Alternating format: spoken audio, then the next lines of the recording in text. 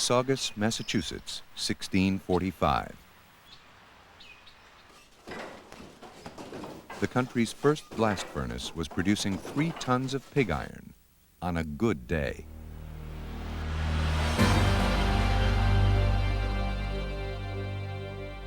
Today, giant blast furnaces can produce up to 10,000 tons of hot metal a day, a far cry from the early 3 tons at Saugus.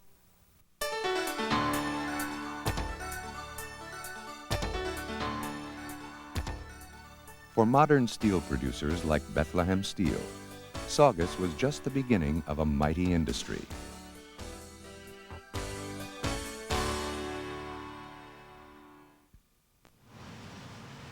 The blast furnace is one of the first steps in steelmaking.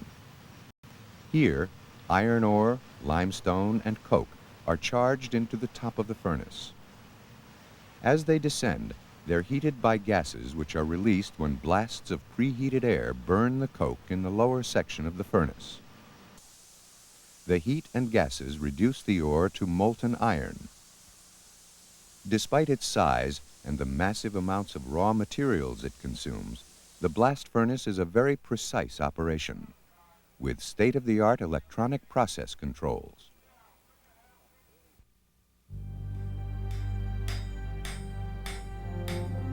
But as the early iron masters discovered, iron is brittle and unsuitable for many forming applications. The solution? Steel. In the early days, making steel was an art. Today, steelmaking is a highly technical and sophisticated science.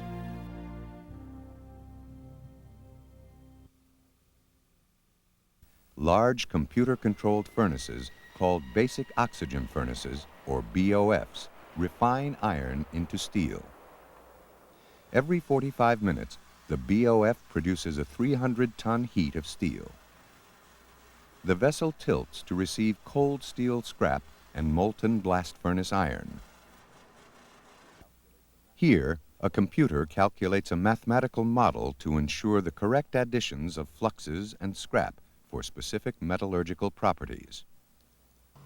With the furnace upright again, large volumes of oxygen are blown into the vessel through a water-cooled lance. The oxygen quickly raises the temperature of the bath to 3,000 degrees Fahrenheit. This rapid oxidation reduces impurities in the molten charge and converts the iron to steel. The steel is tapped into a ladle where many refinements are made while the metal is still molten. Refinements like ladle treatment, where additional alloys are added for precise chemistry, and vacuum degassing for improved formability.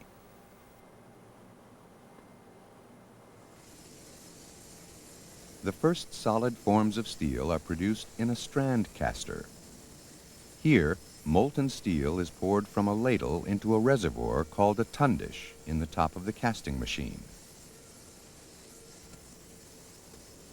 From the tundish, the steel flows into the caster's water-cooled molds. As the molten steel passes through the molds, a thin skin begins to form. Similar to water turning into ice, the emerging steel becomes solid as it descends through a water spray cooling chamber. Casting machines come in many shapes and sizes and produce a variety of semi-finished steel products. Blooms, which are mostly square in cross-section and used for rails, beams, and columns,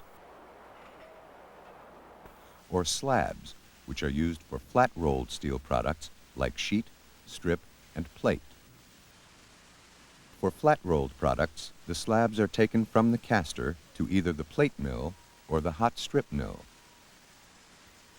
In the plate mill, slabs are reheated to a temperature of 2,400 degrees Fahrenheit to make them pliable, then rolled into a wide range of lengths, widths, and thicknesses. The plate goes back and forth through a series of mill stands, each containing huge rolls that squeeze the steel until it is reduced to the desired thickness and width. Depending on the final thickness, shears or torches cut the plates to length. Special heat treating and quenching operations fine-tune the plate's mechanical properties. From bridges to rail cars to heavy equipment and pipelines, steel plate can be found across the nation and around the world.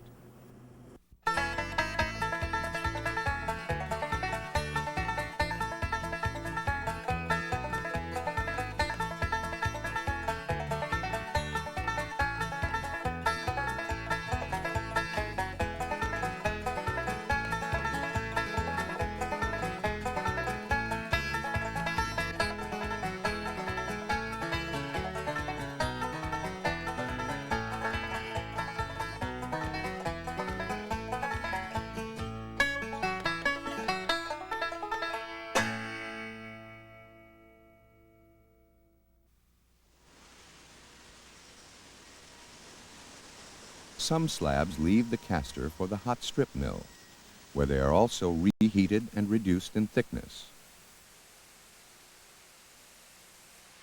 In the hot strip mill, a series of rolls squeezes the slab into a thin, flat ribbon of steel in a single, continuous pass. The strip is coiled and cooled before it leaves the mill. Like plates, hot-rolled sheets have an impressive list of direct applications, products we see and use every day: automobile frames, machinery, tubing, and other fabricated products. From the hot mill, most steel sheet continues onto the cold strip mill, where it is finished to demanding customer specifications for surface quality and formability. The sheet's surface is cleaned by an acid bath in a process called pickling. From pickling, the coil goes through rolling stands that make it even thinner. This process can reduce the sheet thickness to 1/16 of an inch or less. Once again in coil form, the sheet is now very flat and smooth, but it's too stiff for some applications. So it goes through a heat treating process called annealing to increase formability. After annealing, the sheet is fine-tuned in the temper mill, where it is rolled to impart the final properties for showroom surface and superior formability. Because of the high visibility of many sheet steel applications, like automotive and architectural, special corrosion-resistant galvanized coatings are used. The newest coating lines clean, heat treat, and coat the sheet in a single continuous process. Today's coated steels not only resist the elements, they create a smoother, superior surface that looks great, bare or painted.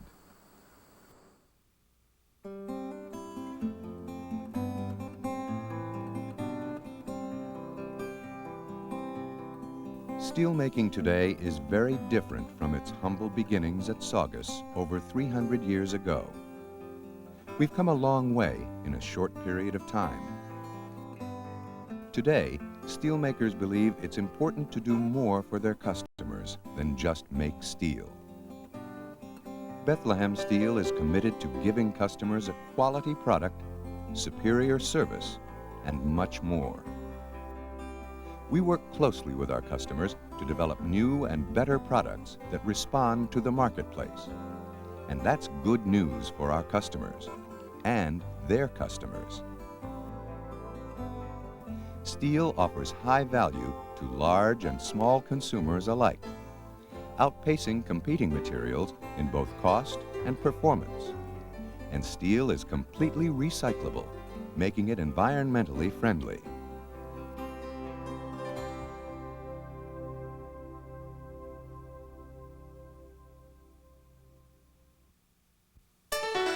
Steel, the most useful metal in the world. Versatile, corrosion-resistant, light, and strong. Today's steel is highly efficient, high-tech, and high quality.